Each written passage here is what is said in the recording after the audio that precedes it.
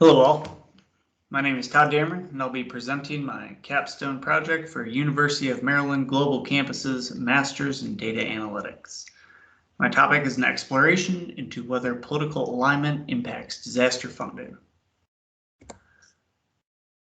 We'll start with a broad exploration of the data to provide some context for the audience and then move into more advanced analytics and the insights derived from each of them. There are 4 in total: chi-squared, linear regression, logistic regression, and unsupervised clustering. I'll then end with my findings and conclusions. For anyone not familiar with the scope of disasters within the United States, I do want to take some time to provide some background. The data set I'm analyzing is focused around all of the FEMA public assistance funded projects over the past 20 years. Over this time frame, there have been 4 presidential administrations. And this is important because the FEMA administrator is appointed by the president. In this time, there have actually been 1,260 events, resulting in over 88,000 projects. These events affected almost the entire United States. All 50 states were affected, and 94% of counties. The territories have been impacted as well, but for the purposes of this analysis, they've been excluded from this data set. All this funding totaled almost $100 billion. And after you adjust for inflation, it was almost $125 billion. Now, there has been some research on this topic as well. A trio of economists, Sobel, Coyne, and Leeson, published a paper titled "The Political Economy of FEMA: Did Reorganization Matter?" They found that following FEMA's integration into DHS, that congressional committee members had less influence over the funding associated with disasters. That an outcome of the increased bureaucracy was reduction in political influence. Secondly, they found the president, based on position, was not as encumbered by bureaucracy. As a result, it suggests some of the actions from the president may have been politically motivated. So this first chart is from Sobel, Coyne, and Leeson, and it shows that there's an increase in disaster events during a re-election year. I repeated this chart with some overlapping data and was surprised to find that the results didn't necessarily align. So this first blue chart, or blue bar that you see here, lines up with the George W. Bush years. Now, the upper chart represents the number of unique disaster events, and the lower chart represents the amount of money allocated. So this indicated to me that we might not be working on the same data set, or we might be working on different data sets, and therefore some of my conclusions may differ. Before diving further into the data, I do want to call attention to some key exclusions. First, some of the most well-known disasters have been excluded from this analysis: Hurricane Katrina, Hurricane Sandy, 9/11, and Hurricane Maria. First 3 were excluded given their outlier nature. Maria was excluded given the impact was primarily in Puerto Rico, which is a territory, and was excluded. Next, I expect to be excluded is the land area of Alaska. Part of this analysis, which I'll explain later, incorporates the land area of states based on their political leanings. Alaska is the largest state and also has the lowest population density, and it throws off the model. So for a small portion of the analysis, the footprint of Alaska has actually been removed. So given all of that, let's jump into some of the data and take a look. We're going to start with some maps. So for those of you who are not familiar with disasters in the US, here's a quick rundown. Floods typically occur near rivers and in the flatter part of the country. Fires are known to occur in drier regions of the country. Typically, snow and ice occur in the north. However, it isn't really a disaster up there unless it's really bad. It's a disaster when it occurs in parts of the country where it's a little bit less common. The Atlantic coast is known for getting hit by hurricanes, though occasionally there are some Pacific hurricanes, and those are known as tsunamis. Severe storms and tornadoes occur in every state. Actually, a fun fact I've learned is that a tornado has been recorded in all 50 states. So here's a quick glance at the whole thing, the United States of disasters, as it were. I hope that this gives you a general feel for disasters across the US, because now I want to jump into the presidents themselves. We're going to start with Bill Clinton. Now, we only have about 2 years of data on him, but during those years, these are the counties that received funding following disasters for recovery projects. Next, we have George W. Bush. We have 8 years of data for him. The counties that are darker in color were impacted by more disasters. Then we have Barack Obama. We also have 8 years of data for him. And lastly, we have Donald Trump, and we have about 3 years of data for him. And I want to show you what the whole thing looks like. So here are all of the disasters by county over the entire time frame. Next up, we're going to revisit those presidents, but through a political lens. So once again, we'll start with Bill.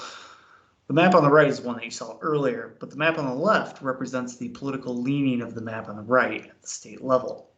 States in red are Republican. These are states that voted for Bob Dole, and the states in blue voted Democrat for Bill Clinton. Here's the same concept for George Bush. You'll notice that a couple of states like Iowa are purple in color. So that indicates that between 2000 and 2004, they switched.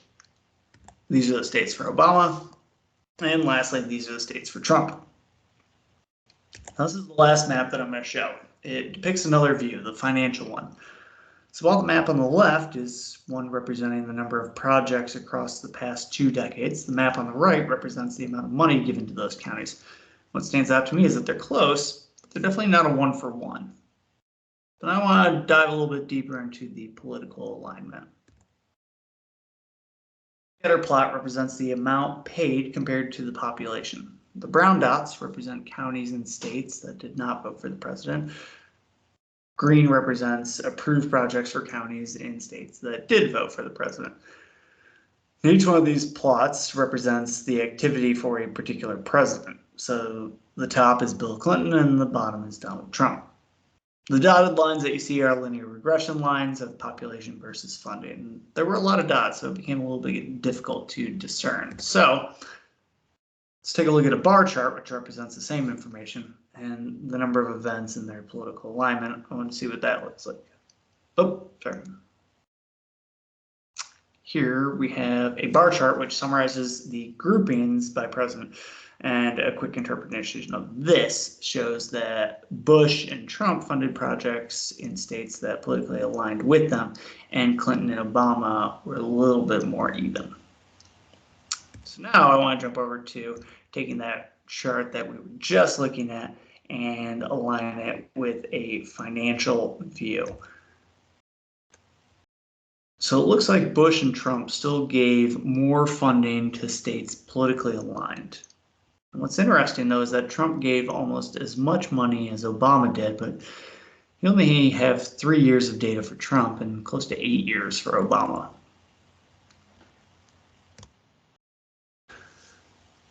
Let's look at the data from a different lens.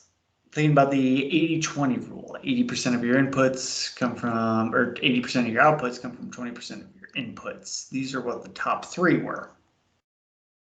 We see that severe storms are the most frequent, followed by floods and hurricanes. And that makes sense. These events are widespread in nature and can impact a large area. The same 3 also are the most expensive, though hurricanes lead the way, followed by severe storms. On the right, when we look at the most expensive per incident, we have 3 new disaster types: volcano, fires, and dam breaks. That also makes sense because when these occur, the damage is probably binary. It's either totally destroyed or it's not. Probably not too much of a gray area. Let's compare the most expensive disasters overall to their presidential breakdown and see what stands out. Here we have the present value, the amount of money provided for funding by president, grouped by incident type. So first we have hurricanes, then severe storms, and last we have floods. Again, green is aligned and brown is not aligned. We don't have a lot of data for Bill Clinton, but it appears hurricanes almost exclusively affected states that voted for Bush, and a majority of the cases for storms. Obama had a pretty drastic drop in hurricane funding compared with both Bush and Trump, while his severe storms and flooding are a bit more equal. And it looks like Trump spent more on hurricanes in 3 years than Obama did in 8, which is surprising. And keep in mind that both Maria, Sandy, and Katrina have been removed from this data set.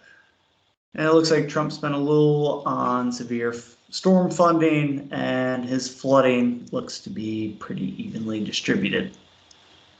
Now this really concludes the broad exploration of the data. Just looking at some pretty straightforward cuts of the data, we noticed some interesting observations. For me, the key thing that stood out was there appeared to be a larger number of incidents occurring in Republican-aligned areas, regardless of who is in office. So to account for this, I've theorized that likelihood of disaster occurring is based on land area. This means a larger state would be more likely to be impacted by a disaster than a smaller state. A way to think of it is, imagine an election where 25 states voted for the president and 25 did not. However, because states are not the same size based on their square mileage, about 60% of the land aligned with the president and 40% is not. That means if there were 100 flood events in a year, 60 of them should occur within states that voted for the president. The idea really being that the more land that's occupied, the more opportunity for disasters to occur. Now, this theory is going to be applied to the statistical math portion of the analysis, which we're starting with now is the chi-squared method. Now, chi-squared is a statistical tool which can help identify anomalies or if things are statistically unlikely. To do this, you really only need two pieces of data, the observed amount and the expected amount. For this project, the observations is easy. To calculate expectations, I use the land area concept as a multiplier. Let me walk you through an example. There were 558 flood-related projects approved by President Clinton. Of those, 139 of them were approved in states which were politically aligned. So that gives us our observation. But 52% of the land area of the country is politically aligned with President Clinton. So of those 558 flood-related projects, 293 of them should be in the states politically aligned. Now, given that we have observations and expectations, we can calculate the chi-squared for each occurrence. And I performed this for all of the number of projects for incidents and incident types, as well as the project category. And the next slide is going to show the results. Here we have a color-coded grid of disasters and presidents. The number within the box is the chi-squared value. The larger the number, the more abnormal it is. An important point is the values are all positive, so abnormal doesn't differentiate between it being politically aligned or politically divergent. It simply indicates it isn't balanced in accordance with the land area theory. Now you might have noticed that a few stand out, Bush and Trump with hurricanes and Obama with ice storms. So I'm going to dig into these in a minute, but first let's take a look at the grid for project type. Same concept. Presidents are in the rows, and we have project types along the columns, and the chi-squared values are the color-coded and populate the grid. Once again, a few stood out to me: Bush and debris removal, Obama and roads and bridges, and Trump and state management. So I researched each one of these anomalies for each president. So we're going to start with President Bush. When it comes to hurricanes, it really shouldn't come as much of a surprise based on what we saw earlier in the presentation, is that this was politically aligned. But did any events occur that could warrant this? Well, in 2004, it was one of the most expensive hurricane seasons. Florida is a state that had voted for Bush, and it was hit 4 times. Also, almost the entire southeastern United States voted for Bush, which leads to the conclusion that these actions are unlikely to be politically motivated. Next is debris removal. I found this chi-square number indicate the number of occurrences were largely politically aligned. But in addition to the 2004 hurricane season, there's also 2006 and 2008 tornado outbreaks in the US. And these accounted for a large amount of debris removal projects, notably in Missouri, which also voted for Bush. Next up, we have Obama's anomalies. Starting with the severe ice storm, I found the chi-squared value to indicate the number of occurrences were actually not politically aligned. There were 1,500 ice storm projects funded over 8 years, and less than 10% of those were in states that supported him. There were some major ice storms that occurred and affected Georgia, North Carolina, and South Carolina. And as we saw earlier, winter weather is usually a bigger problem for states that aren't used to it, and the more southern states being that. And these states tend to lean Republican, whereas northern states tend to lean Democratic. Now, most of the funding appeared to be also for states that did not vote for Obama and were not competitive, meaning they weren't battleground states. So the conclusion here, again, is that the actions do not appear to be politically motivated. Next up is roads and bridges. This chi-squared value indicates the number of projects for roads and bridges was unbalanced in favor of states that were not politically aligned. A breakdown of these events indicates only 35% of projects were in states that voted for Obama. A large portion of the roads and bridges projects were associated with severe storms. It was interesting to see that no particular event occurred, but when looking at the locations, a lot of them were in the middle part of the country known as Tornado Alley. Of note, 2 of the top 3 states most frequently receiving funding for these types of projects were competitive, but in the end, my conclusion is that these actions were unlikely to be politically motivated. Lastly, we have Trump's anomalies. Starting again with hurricanes, this chi-squared value indicates a political alignment. Turns out that the 2017 Atlantic hurricane season was the most expensive on record. That was the year that the Harvey system stalled over Houston and flooded the city. But of note, 3 of the top 4 largest projects receiving funding were competitive states. However, looking at the map of the Southeast, these states overwhelmingly voted for Trump. So my conclusion is these actions were not politically motivated. I'd like to point out, though, that Hurricane Maria did occur in 2017, but it's not included in this data set. That said, there has been an investigation into whether there were political motivations associated with the delays in that funding. And last, we have state management. The chi-squared value for this found that it was politically aligned, but the only event that really stood out was that was aligned with states receiving state management funding, coincided with some prolonged Midwestern flooding in 2019. But in this case, I wasn't outright convinced, so I looked at what state management was a little bit more. And the first thing I noticed is that the Trump administration's really prolific use of state management.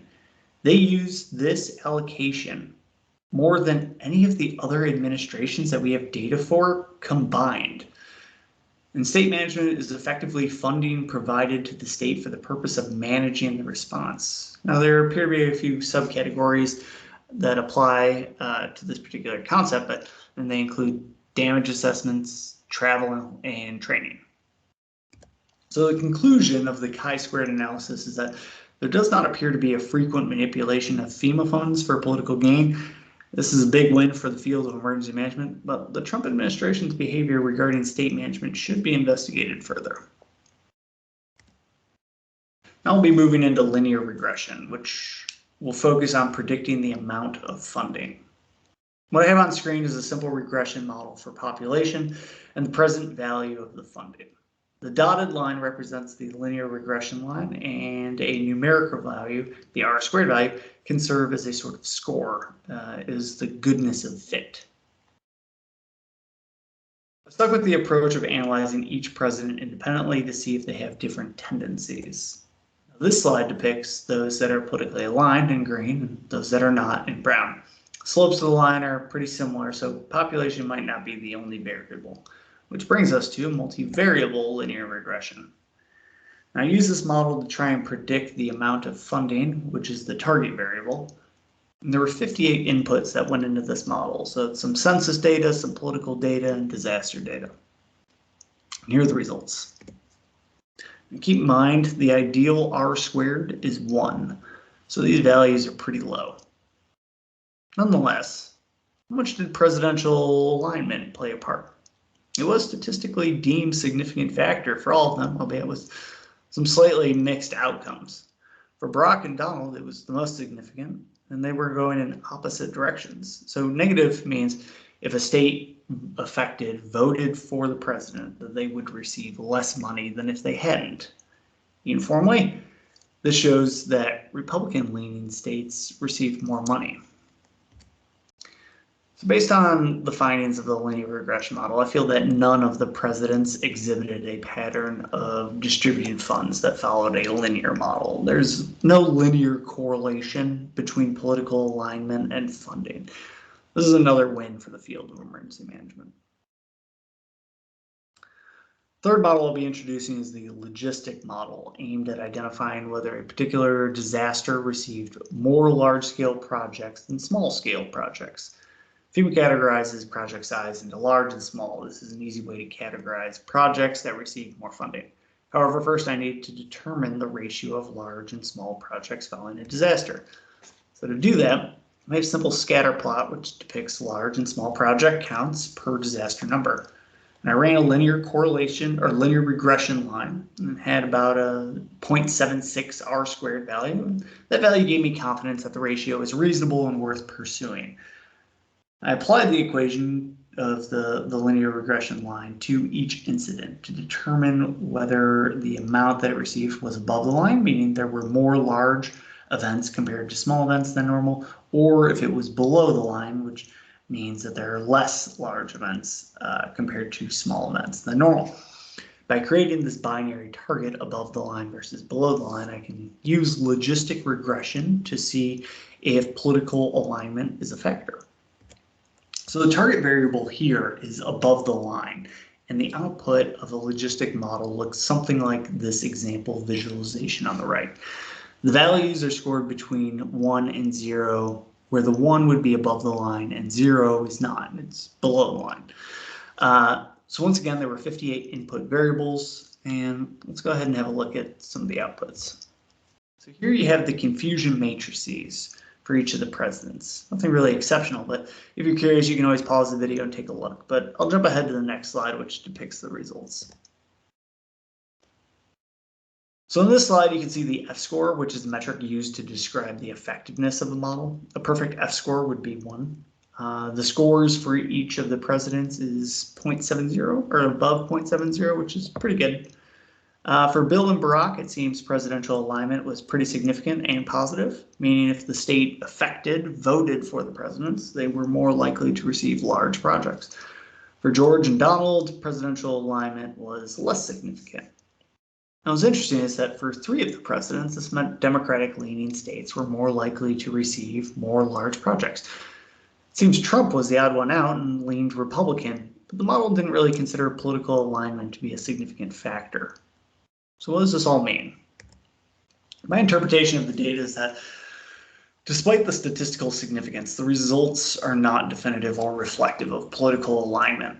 The value they provided towards the above the line designation was actually pretty small. Population changes were the most influential factors and had the most weight.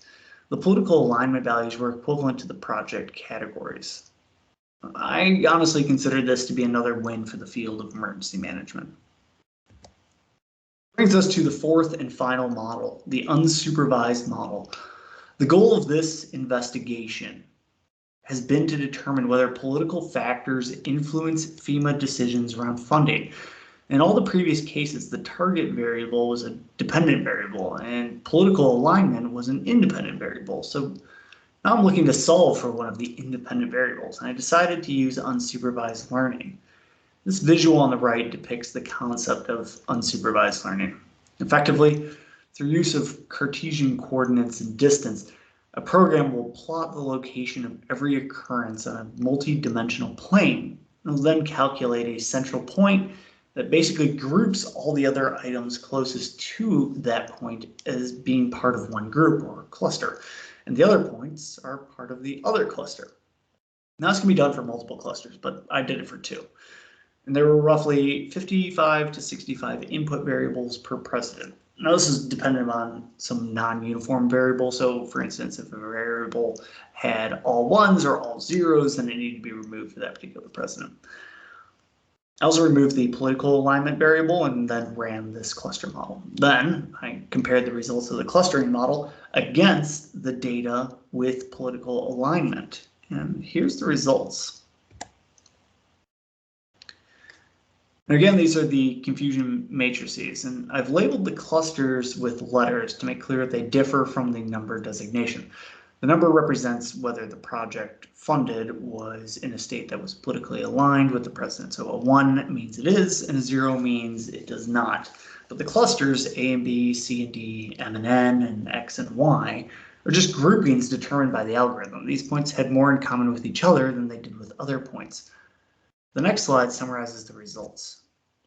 So again, we have the F-score and some other calculated outputs from the confusion matrices. You may have noticed the following results. These are exceptionally high, not only compared to the other presidents, but modeling in general. Anything above 95% is pretty good. And when you have above 95% in 4 categories, that is a pretty strong indication of predictable behavior. So what does that mean? Well, it means the Trump administration exhibited some repeatable pattern of behavior when it came to funding projects following disasters. It also means this should be investigated further, which brings me to my final conclusions.